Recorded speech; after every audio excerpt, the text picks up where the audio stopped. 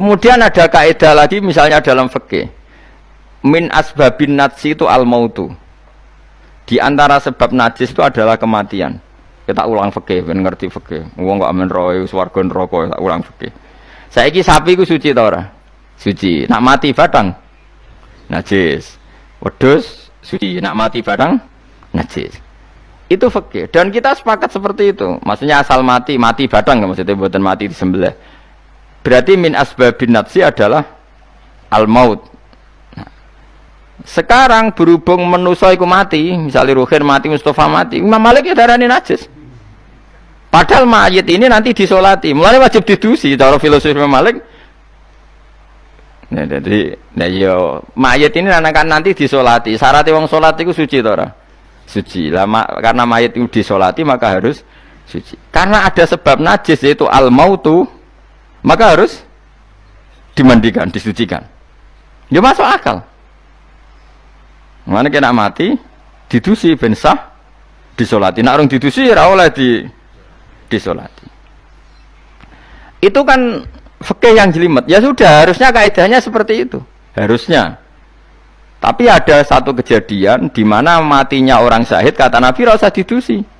Padahal ada sebab najis yaitu kematian. Tapi Nabi yang ngendikan ya sami'na wa ta'na. Lalu suruh protes. Bedanya apa yang mati syahid sama ndak? Cek beda, cek ra beda. Wong Nabi sing duwe Islam bedakno ya pokoke sami'na. Harusnya orang yang mati syahid pun kena sebab najis yaitu mati. Tapi Nabi ngendikan suci yo. Suci. Lah itu disebut an-nabiyyu aula bil mu'minina min anfusihim dalam semua konteks. Makanya masyhur ngendikan mulane ki aja ngaji fikih tok, kudu setengah hafal Bukhari nek dadi ulama. Ben roh nak utekem kadang beda mek uteke Nabi. Dan sing kudu dibengkel ya utekem aja uteke Nabi ngono lho maksudnya. Lho Nabi ku unik lho. Lho kula niku mboten sombong, kula es kecelok cerdas. Iku kadang iku kagum tenan. Maksudnya iku apa ya? Logika nubuah itu beda sama logika utek-utek. Pemene utekem wis kecampuran LSM barang malah kacau. Misalnya gini, tak contohno. Misalnya contohnya ngene, kula niku melarat terus ketika proses melarat itu ditulung Mustafa, Ruhin, pokoke ditulung terus. Nanti aku sugih. Bareng aku sugih, aku nak di dhuwit tak kena Mas Abu. Ya saya ngerti dhuwit tak kena Mas Abu. Lah terus Ruhin mbek Mustafa ini kena pembisik. Wah, Gus Bayu anti sejarah, anti masa lalu. Wong melarate mbek kita-kita kok bareng mapan ini Abu. Meneh mapan terus digo wayah perang malah cangkeme dok didi. Mergo ana kiai iku dhisik salami templek terus bareng wayah nyalip templek leren. Alasane wong nyata ora fitnah, nyata ya. Perkarane salam templek ngasem ae mangsa aku dienggo nggih pondok ta apa jebule dienggo wayah kene sing nyalami templek ra wayah kono. Iku langsung dinten. Kejogeman ngono mbek aku kualat. Tapi ana kiai sing nasibe ngono. Ya kiai sing latihan sing papan atas iso ora. Nah, Nabi itu biasa seperti itu. Saya ulang lagi, Nabi itu seperti itu biasa. Ketika diprotes, logikanya kan gak masuk akal. Mestinya yang punya masa lalu sejarah luwih diwongno, mergo sing kanca kerja, kanca golekno dhuwit. Tapi Nabi ndak nak ngamal ning Mas Abu, sing loro iki dibarno. Wah, itu sahabat gak kuat akhirnya protes. Singkat cerita, itu yang masyhur itu tarikh. Nabi ketika miskin diusir dari Mekah sing rumat sapa? Orang Ansor. Wah, dibiayai sak sahabate, sak muhajirin dibiayai kabeh wong Ansor.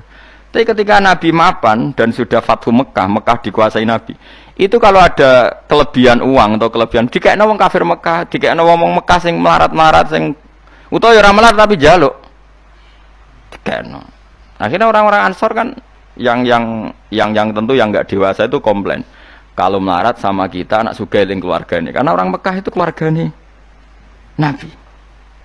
Nabi dengar itu masyhur, Nabi dengar itu dan Nabi gak tersinggung. Terus orang Ansor dikumpulkan semua, masyhur.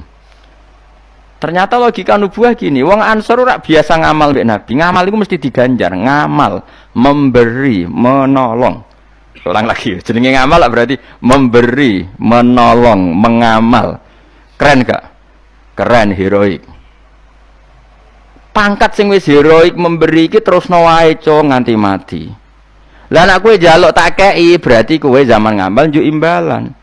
Berarti pangkatmu ini heroik, saiki murahan, heroik, saiki arep-arep. Iku nubuwah, wis ora ngarah wong diutek ngono agak nabi. Akhirnya lho iki lho bar heroik kok turun pangkat. Tomak ngatok. Isin gak cara wong di selera. Lho wong sing di selera waras, biasa nulung nabi, kemudian pas nabi wis fathu, wis keren, wis sugih kepingine njaluk nabi. Isin gak? Puluhan tahun jadi pahlawan, pas nabi sepuh. Kowe ngem nabi gak ile dhisik kan tau tak kei.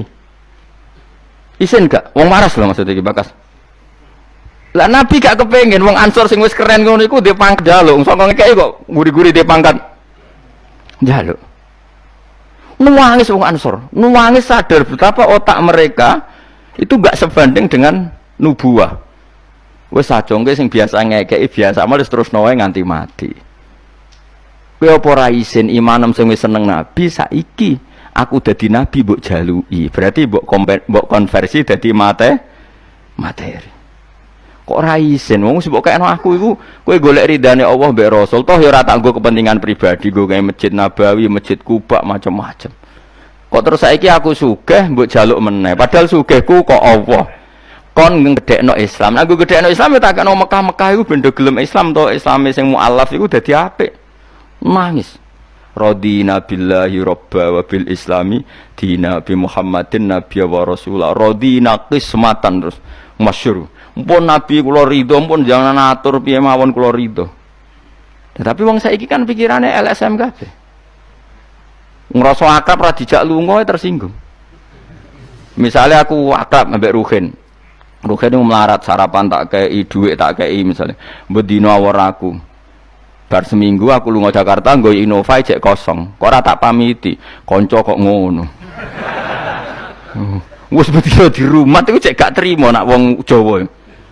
Kowe di kanca akrab melarat cek sugih iku kaya majikan. Lunga ora mbok cek tersinggung. Akhirnya kene kanca tapi ngeki alasan, sepurane ya aku lunga tapi ra aja aku mbek bojoku. Misalnya ra mbek bojoku sepurane ya aku kesusu. Mulane jari Imam Syafi'i kanca top ku kanca sing ra perlu penjelasan. Nek perlu penjelasan ku gak kanca. Perkarane modale suudon. Lah iku ning Jawa niku hebat. Sing suudon ku dianggap cerdas. Iya ya akrab kok ditinggal. Dadi duet kebodohan niku biasa. Dadi misale mau sing marat wong komplain, wong lunga ning Jakarta mobil kosong kok ora dijak. Lho ngene ku sing dukung akeh. Iya ya kanca kok ngono. Malah ngajak wong liya lagi kenal liya kok ngono. Dadi aneh wong Jawa. Cara akal nubuah, tapi cara akal ngene-ngene iki ya adone ngono. Lagi milih di akal nubuah be akal ngene-ngene iki. Ya milih akal ngene-ngene wong kowe ra nabi. Cuma tak terangno nabi ku beda carane. Kok kula crita nabi ku beda.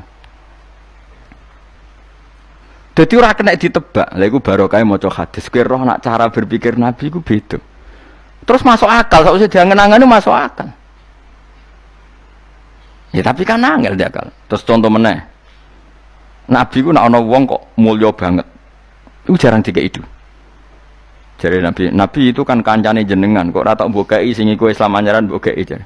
Imane ndekne ku iman sing kuat, mentale memberi Islam. Nah iki mentale lagi ingin mendapat dari Islam. Mulane tak kei ata'allafuhum alal Islam. Mulane ning zakat termasuk sing digawe adalah wal muallafati qulubuhum. Ora ana ning zakat kok lil ulama al amilin wal auliya al mukhlisin ora ana.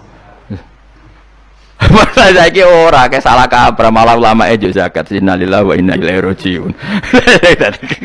Ono innamas shadaqatu lil ulama al amilina wal auliya al muqarrabin wa syuhada wa sholihin ora ana. Iki kan orang-orang keren kudune dengan Islam memberi kok malah bola teh mendapat. Tapi ilmu koyo kula ni wis langka padahal mesti bener. Orang mungkin bener kan mungkin kula mau nerjemah apa sing didhawuhna Nabi teng hadis-hadis sahih. Itu nubuwah, beda cara berpikir Nabi itu beda. Terus kedua, Nabi itu punya kemampuan akal yang susah menerima nubuwah pun nak Nabi nerangno itu udah gampang. Nah itu memang kemampuan disebut uti itu jawami al-kalim. Saya itu punya kemampuan memaksakan kebenaran ke otak manusia dari Nabi. Uti itu jawami al-kalim. Misalnya gini, itu masyhur, saya teruskan cerita tadi.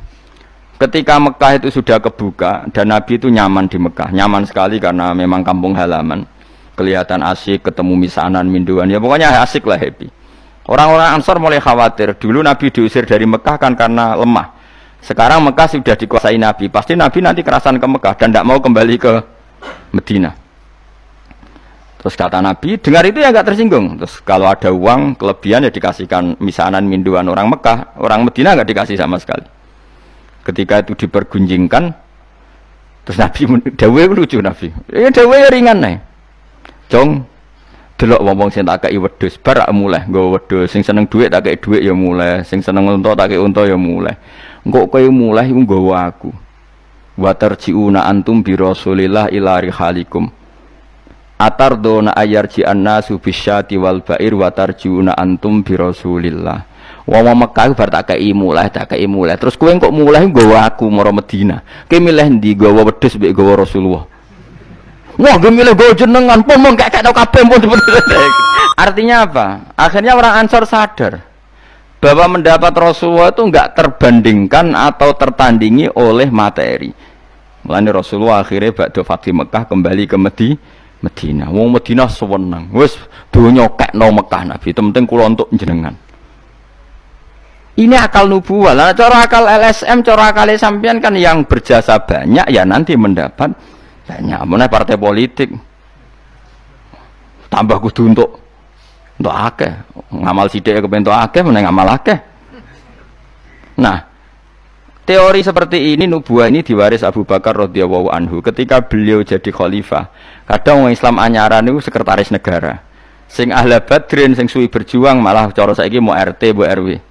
Udah protes, ya ana sing protes. Ini gimana?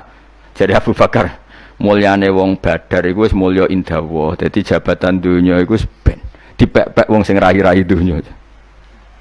Itu nubuah.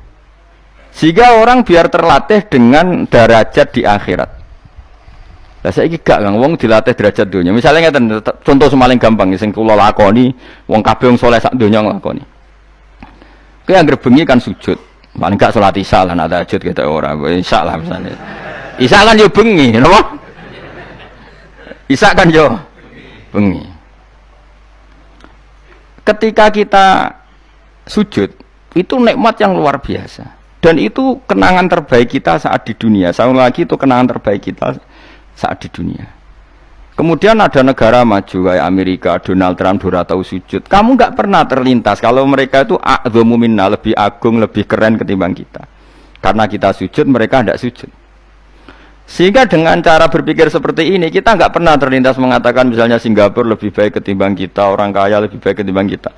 Karena kita dari awal nganggap derajat akhirat itu segala-galanya, yaitu kita ditakdir menjadi orang yang sujud. Atau orang yang iman kepada Rasulullah SAW. Dengan cara berpikir seperti ini, kalau ahlu badrin itu sudah, ahlu badrin itu kan diapresiasi Allah lewat Quran, bahwa kamu pasti diridhoni Allah. Dengan status seperti itu, ning dunia CRT, CRW, pengurus ranting, wis gak terlintas tersiksa.